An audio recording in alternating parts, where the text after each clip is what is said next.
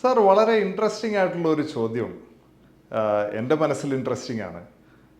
കാരണം മാർക്കറ്റിൽ ഇവാലുവേറ്റ് ചെയ്തപ്പോൾ മറ്റ് പല കമ്പനികളും അവരുടെ പ്രോഡക്റ്റ് സെയിൽസിന് മുൻപായിട്ട് ഗ്രേപ്സിനെ ഉദ്ധരിക്കുന്നത് കണ്ടിട്ടുണ്ട്.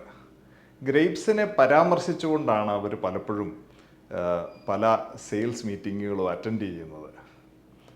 ഗ്രേപ്സ് അത് ചെയ്ത് കണ്ടിട്ടില്ല. എന്താണ് അങ്ങനെ ചെയ്യാതിരിക്കുന്നതിൻ്റെ ഒരു കാരണം? കോമ്പറ്റീറ്റേഴ്സിനെ പ്രൊമോട്ട് ചെയ്യണ്ട എന്ന് വിചാരിച്ചിട്ടാണോ, അതോ ഈ കോമ്പറ്റീഷനൊന്നും നമ്മുടെ കോമ്പറ്റീഷൻ അല്ല എന്ന് വിചാരിച്ചിട്ടാണോ? ആരാണ് യഥാർത്ഥത്തിൽ ഗ്രേപ്സിൻ്റെ കോമ്പറ്റീറ്റർ? നമുക്കെപ്പോഴും മുമ്പോട്ട് ഓടുമ്പോൾ വളരെ വലിയ മോട്ടിവേഷൻസ് ആവശ്യമാണ്. എസ്പെഷ്യലി ഹെൽത്ത് കെയറിൽ, ഗവൺമെൻറ് സെക്ടറിലും NGOസും ഒക്കെ ഒരുപാട് കാലമായി വളരെ ശ്രമകരമായി മുന്നോട്ട് കൊണ്ടുവരാൻ ശ്രമിക്കുന്ന ഒരു മേഖലയാണ് കമ്മ്യൂണിറ്റി മെഡിസിൻ സോഫ്റ്റ്വെയർ. ഒരു കമ്മ്യൂണിറ്റി മെഡിസിൻ സപ്പോർട്ടിന് വേണ്ടിയിട്ടൊരു സോഫ്റ്റ്വെയർ ഉണ്ടാകുക, പാലിയേറ്റീവ് കെയർ സോഫ്റ്റ്വെയർ ഉണ്ടാകുക, ഇതൊക്കെ ഇൻഡസ്ട്രിയുടെ ചലഞ്ചാണ്.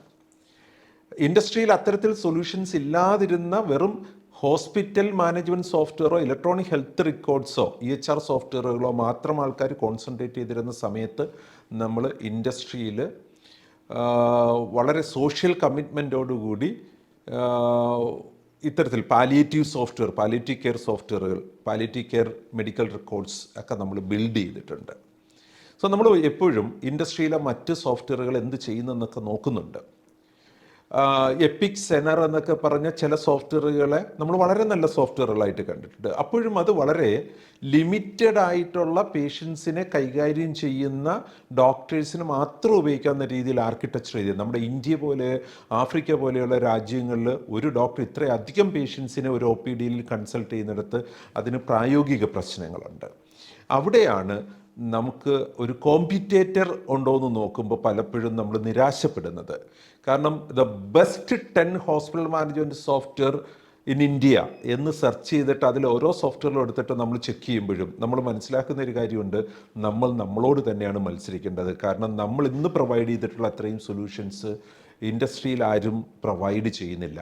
അതുകൊണ്ട് ഗ്രേപ്സ് എല്ലാ കാലത്തും ദ നമ്പർ 1 ഹോസ്പിറ്റൽ സോഫ്റ്റ്വെയർ എന്ന രീതിയിൽ എത്താനായിട്ട് നമ്മളോട് തന്നെയാണ് കോമ്പീറ്റ് ചെയ്യുന്നത്. നമ്മുടെ ഫീച്ചേഴ്സിനെ കൂടുതൽ എങ്ങനെ ബെറ്റർ ആക്കാം, നമ്മുടെ ഫീച്ചേഴ്സിന് ഏറ്റവും ലേറ്റസ്റ്റ് ടെക്നോളജി ഇന്നൊവേഷൻസ് കൊണ്ട് ഒരു ഹോസ്പിറ്റലിന് ഏറ്റവും എഫർട്ട്ലെസ് ആയിട്ട് ഒരു digital environment in hospital how we can create എന്നതിലാണ് നമ്മൾ മെയിനായിട്ട് കോൺസെൻട്രേറ്റ് ചെയ്യുന്നത്. അതുകൊണ്ട് നമ്മൾ തന്നെയാണ് നമ്മുടെ കോമ്പറ്റേറ്റർ.